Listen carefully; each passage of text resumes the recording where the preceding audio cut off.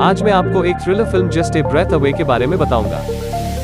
एक भूकंप के बाद पूरे शहर की पावर सप्लाई बंद हो गई है और जमीन से जहरीली गैस बाहर निकलने लगी है।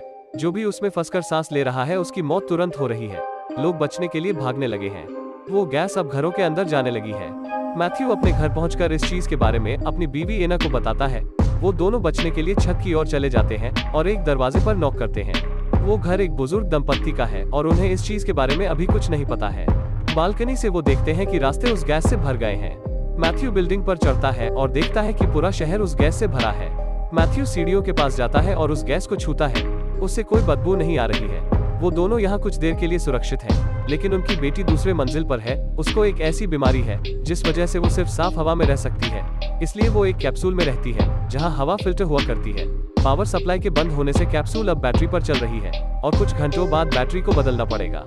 लेकिन मैथ्यू को यहाँ से उस मंजिल पर जाने 4 मिनट लगेंगे और इतनी देर तक उसको अपनी सांस रोक पाना असंभव है। तभी मैथ्यू को याद आता है कि 5वीं मंजिल पर एक अस्थमा पेशेंट रहता है जिसके पास ऑक्सीजन टैंक और मास्क है।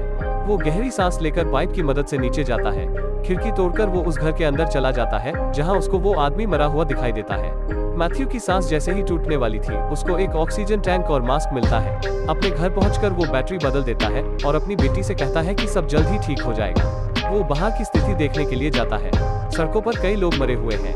उसको सेना के लोग देखते हैं जो बचाव का काम कर रहे हैं। एक सैनिक मैथ्यू को एक बेहतर मास्क देता है और उसको उनके साथ चलने के लिए कहता है, लेकिन मैथ्यू बताता है कि उसको उसकी बेटी की जान बचानी पड़ेगी। ये सुनकर वो सैनिक उसको एक मास्क और देता है। अगले दिन वो देखते हैं कि सरकार की तरफ से अभी कुछ किया नहीं जा रहा है और वो गैस तेजी से बढ़ रही है। वो सोचते हैं कि वो सैरा की दोस्त के घर चले जाएं, क्योंकि उसका घर पहाड़ों पर है और उसे भी वही बीमारी है जो सैरा को है और सैरा उसकी दोस्त के कैप्सूल में रह सकती है। लेकिन सैरा को वहां ले जाने के लिए उन्हें एक सील्ड सूट की जरूरत पड़ेगी और वो दोनों इस सूट को ढूंढने चले जाते हैं। लेकिन रास्ते में उनका सामना एक कुत्ते से होता है जो उनके पीछे लग जाता है। रोशनी की कमी की वजह से मैथ्यू गलती से एक नदी में गिर जाता है। वो कुत्ता एना का पीछा करने लगता है और वो एक बस में चली जाती है जहां कुत्ता भी चला जाता है। लेकिन कुत्ते का पट्टा एक सूटकेस में फंस जाता है और एना खिड़की से कूद जाती है। वो मैथ्यू को ढूंढना चाहती है, लेकिन वो ऐसा नहीं कर सकती है क्योंकि उसे अपनी बेटी की जान बचाने सील सूट को पहले ढूंढना होगा। सौभाग्य से मैथ्यू बच जाता है और वो नदी से बाहर निकल जाता है। कुछ देर बाद वो दोनों मिलते हैं और वो एक लैब में जाते हैं। उन्हें वहाँ सील सूट मिल जाती है, लेकिन जब वो बाहर जा ही रहे होते हैं, एक विस्फोट होता है और मैथ्यू के कपड़ों पर आग लग जाती है।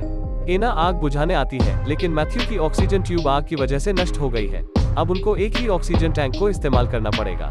वो उस सील सूट को लेकर छत पर कुछ समय के लिए आराम करने जाते हैं। मैथ्यू बुरी तरीके से जल गया है। कुछ देर बाद वो घर जाने तैयार होते हैं, लेकिन बची हुई ऑक्सीजन 2 लोगों के लिए पर्याप्त नहीं है। मैथ्यू एना को कहता है कि उसको वो सील सूट लेकर घर जाना चाहिए। एना उसको अकेले छोड़कर नहीं जाना चाहती है, लेकिन उनकी बेटी के लिए उसे ऐसा करना पड़ेगा। एना घर की ओर चली जाती है और मैथ्यू घरों की छत पर चढ़ते हुए अपने घर जाने की कोशिश करता है। थोड़ी देर में वो एक पार्किंग लॉट की छत पर पहुंचता है जहां उसे खून के धब्बे दिख रहे हैं।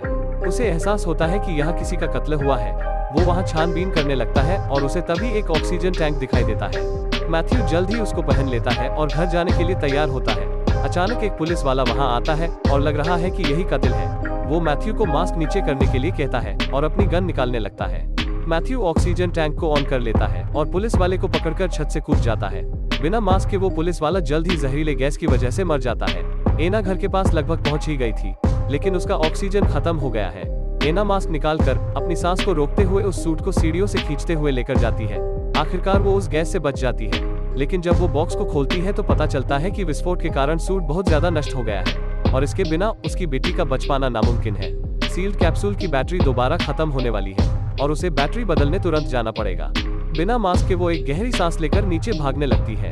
बैटरी खत्म हो गई है और वो गैस कैप्सूल के अंदर जाने लगी है। एना वहाँ पहुँच जाती है और बैटरी बदल देती है। कैप्सूल से अब वो गैस बाहर चली गई है। सैरा अपनी माँ से पूछती है कि उसका मास्क कहाँ है। एना कुछ बता नहीं पाती है और अपनी इच्छा के बिना वहाँ से उसको जाना पड़ता है। कुछ घंटों बाद मैथ्यू घर पहुँचता है और जब वो सीढ़ियों के पास जाता है तो उसे पता चलता है कि एना की मौत हो गई है। उसने अपनी बेटी को बचाने अपना जीवन दे दिया है। जब सैरा अपनी माँ के बारे में मैथ्यू से पूछती है तो वो इसका जवाब नहीं दे पाता है। मैथ्यू यहाँ से निकलने की योजना बनाता है और अचानक भूकंप दोबारा होने लगी है और अब वो गैस और भी तेजी से बढ़ने लगी है। मैथ्यू को याद आता है कि उसने एक वैन देखी थी जिसमें गैस से बचने के लिए सूट मौजूद थी। वो उस बुजुर्ग आदमी से कहता है कि वो सूट ढूंढने जा रहा है और जल्द ही लौटकर वो सबको यहाँ से बाहर निकाल लेगा। लेकिन वो बुजुर्ग हंसते हुए मना कर देता है और कहता है कि भगवान उसके और उसकी बीवी के लिए काफी दयालु थे और अब उनका जाने का समय आ गया है। वो बुजुर्ग दंपत्ति बेड पर लेट जाते हैं और अपने अंत का इंतजार करने लगते हैं।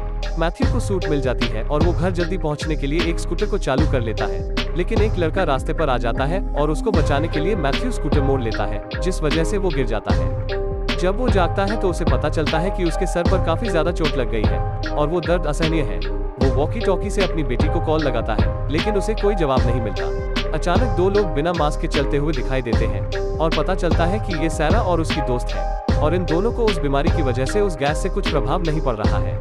मूवी के अंत में मैथ्यू जागकर खुद को सैरा के कैप्सूल में पाता है और सैरा उसका देखभाल कर रही है।